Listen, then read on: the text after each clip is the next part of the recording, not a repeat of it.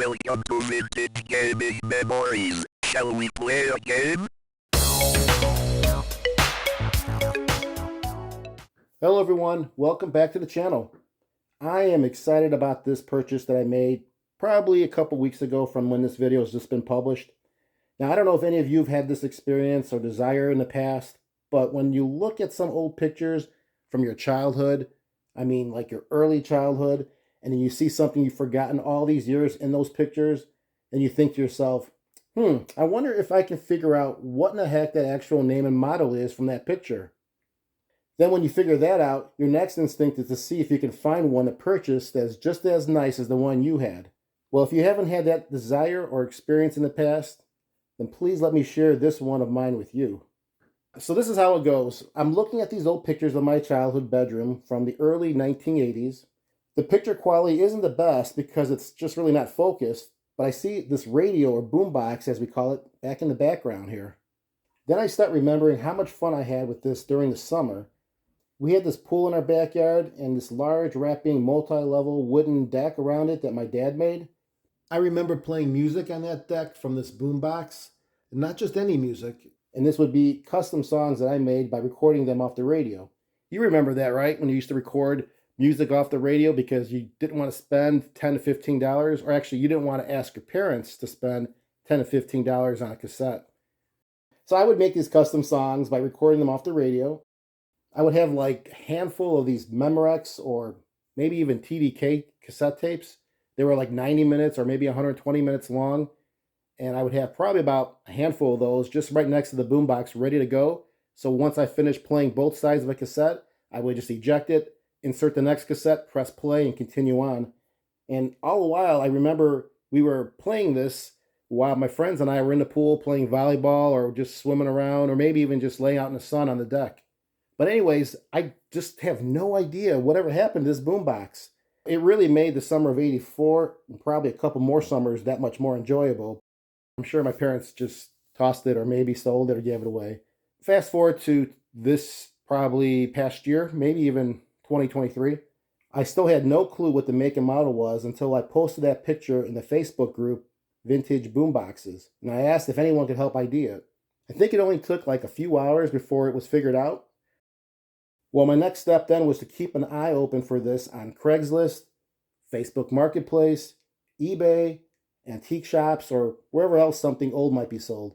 On eBay, I had a search created, and it took almost maybe 10 months, maybe just a little less than a year. But it was quite some time before I was able to quickly snag this one. This is the realistic SCR-6 boombox from 1981. Now, this definitely matches the time frame. I was probably playing this in 84 through 86 in the summertime, and it looks just like it too. I remember it very, very clearly. You've got to be kidding me. This is not the same radio. I just realized this now as I'm editing this video. Look at this. I don't know why I didn't closely examine it, but I really felt it was the one. The one I had looks like there are 2 knobs and 6 switches on the front with a possible, I guess, headphone jack on that far left side.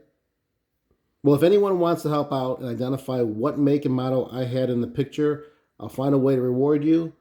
I really believe it's a realistic brand, but it just doesn't match any of the pictures for the SCR-2 through the SCR-16 models that I looked online.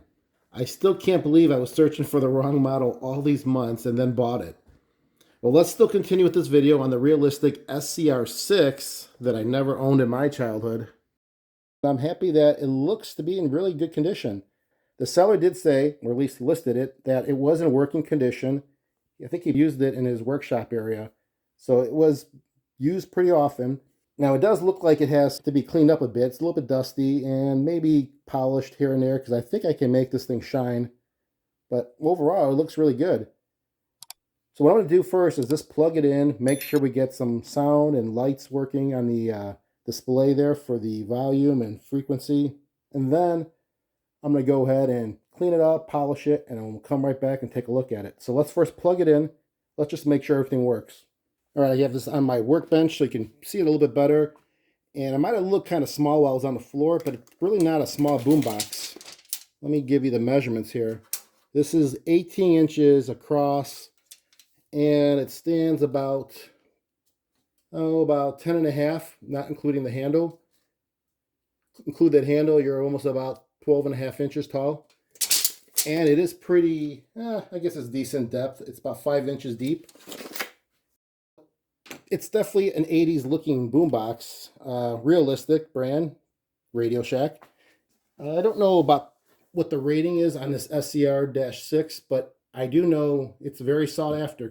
Like I said, you would rarely see these listed, and if they were gobbled up quickly. Let's just plug this in and let's do the radio, even though I probably won't get good reception here in the basement. All right, we're all set. I have it plugged in on the side here, ready to go.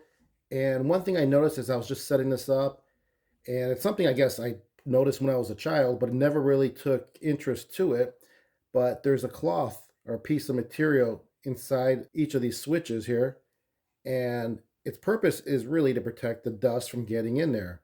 When I was a kid, I remember poking that with a pencil or whatever it was, and I pushed it in so far that I could never get it back out unless you open it up, which of course I did not do. So my whole point about that is that it's nice to see this unit here has none of them are pushed in, which means potentially that it's not going to be that dirty inside, and it's probably going to be pretty clean. So just an observational thing I saw. Now, we have it on tape, so it's on the off position. We're going to put it on radio. And, oh, one more thing too, the antenna, if we're going to use the radio, you can see right there, it is intact. And I believe, yep, it's straight and it does pull out completely. So no issues with the antenna. Let's go ahead and turn this on. Let's make sure the volume's down. And it is. There goes nothing. Great indicator. We see the tuning indicator and the battery indicator here, which is nice. No sound yet because I have it on 0 for the volume. Kind of tuned in, but that's okay. We don't want to get any copyright issues, but I hear sound. Let's just kind of scroll through some of the stations here. Yeah. Now, oh yeah, the battery would be, well, that's not the battery. I'm surprised. Let me see here. The meter battery. So this is the battery. Well, of course, it's going to be 100% or at least all bars shown because it's plugged in. I just want to make sure that shows correctly. We'll go and I guess that's completely off. All right. Well, this looks good. Everything seems to be working for the radio side of it and the audio. Let's try AM. Well, that was FM stereo. Here's FM, and here's AM.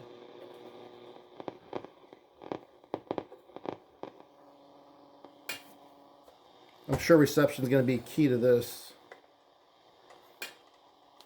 Looks like the antenna needs to be tightened down a little bit. It keeps falling, so that's an easy fix.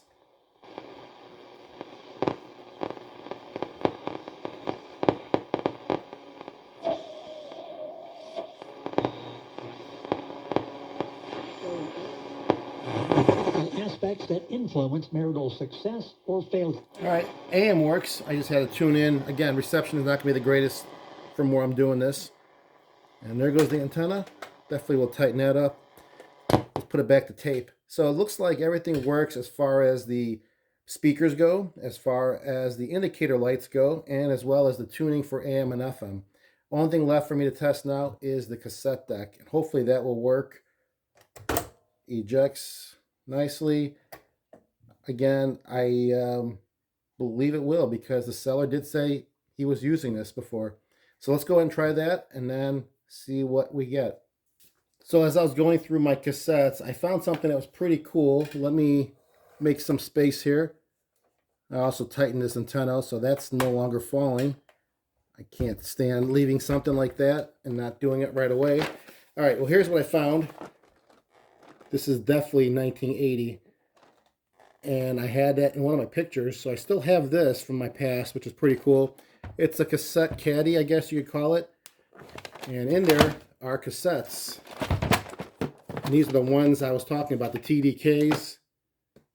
A whole bunch of stuff. It's kind of hard to show you. It's pretty big. Let's see, maybe that's a better view. So we've got TDK, we got Fuji. What else? Well, just TDK and Fuji on this side. But these are definitely from the 80s. And I did find in there a head cleaner. I don't know how old this is. But it doesn't look dirty inside, so I don't think it's been used that much. Well, I don't think there's a year anywhere on here, just as long as this cleaner is not dirty and it looks pretty good. I'm going to probably run this through after we test the actual cassette player with something that has some sounds. Let me see here. How about we just do, well, here's, this will be interesting. This is my first brand new car I ever owned. And they gave you a cassette with it. It's a Pontiac Grand Prix SE. I remember buying that in 1991. Let's try that. I know it won't be flagged for copyright.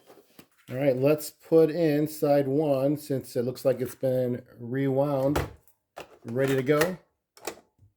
And play. I have to say, it's not bad so far as the static goes. I think the pots are clean because, again, we have that material that's in between these switches which prevents dust. There we go.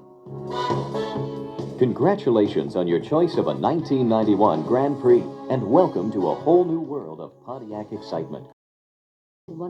So everything seems to work great on this. It just needs to be cleaned up, I guess polished a little bit, and that's about it.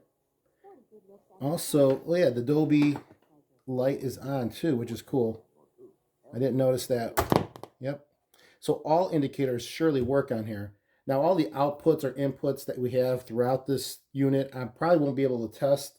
Well, I really don't need a test, but I'm sure they work because there's some headphone jacks, there's a headphone output, there's some speakers for external speakers as well. But I'm going to just focus on the basic usage of this. So I'm going to clean this up, come right back, and show you how it looks when it's nice and shiny. All right, so what do you all think? It looks pretty good, right? The cord also was cleaned up, came out really nice. And obviously, as you can tell by the pictures, they look great. The knobs, I removed all 6 knobs, actually 7, counting the tuning knob on the right, and removed the cover from the cassette player itself. So I was able to get inside there and clean the heads. And phew, they were really caked on with a bunch of dust and dirt. So I don't know if that tape deck was ever really played much. What else can I tell you? I probably went through, well, I know what I went through. I went through a whole roll of paper towels, a whole entire container. Well, was probably a little bit used, but still a number of disinfecting wipes.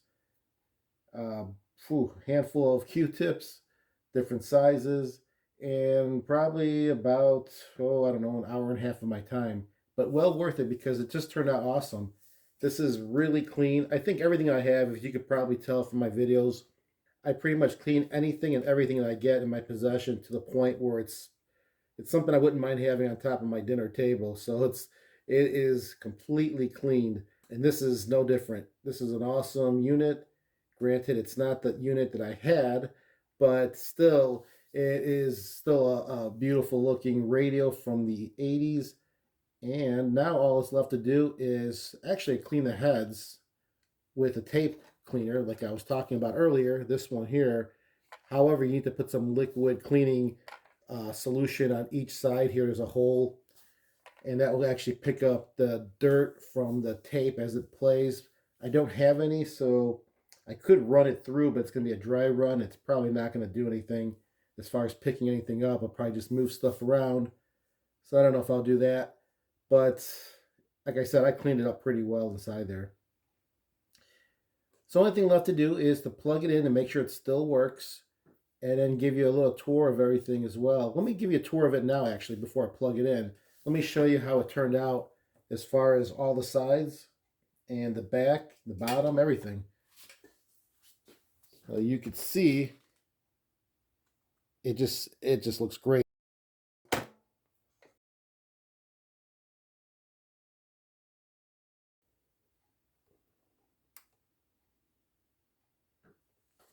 Now the back side as well.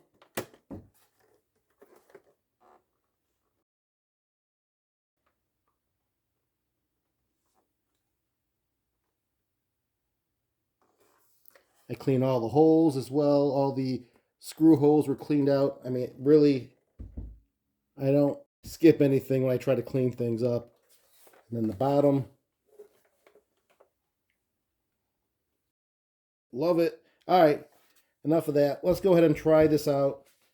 I have this plugged in now. Let's give this a go with the actual cassette that has some music on there and not that Pontiac Grand Prix advertisement that I played earlier.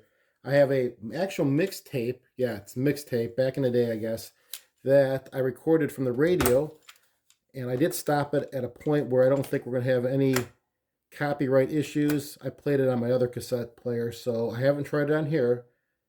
Let's give it a go, and let's hear how it sounds.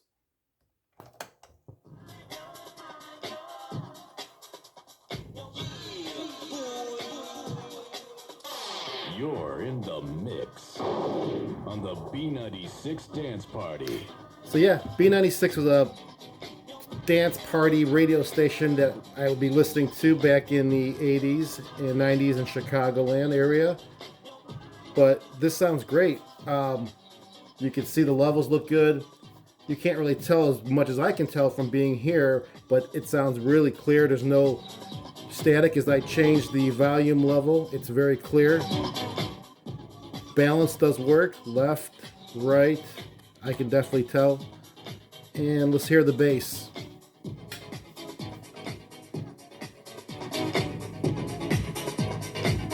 I can hear the bass for sure. Treble.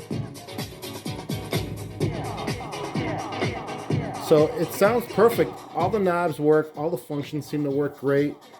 And only thing left to really do is get a real true cleaning on those tape heads with an actual updated cleaner. And that's something that's probably, I don't know, 20 years old.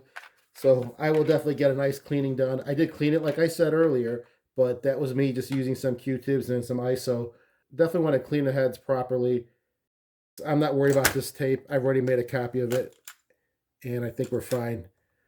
So hope you enjoyed this video. This is the realistic SCR-6.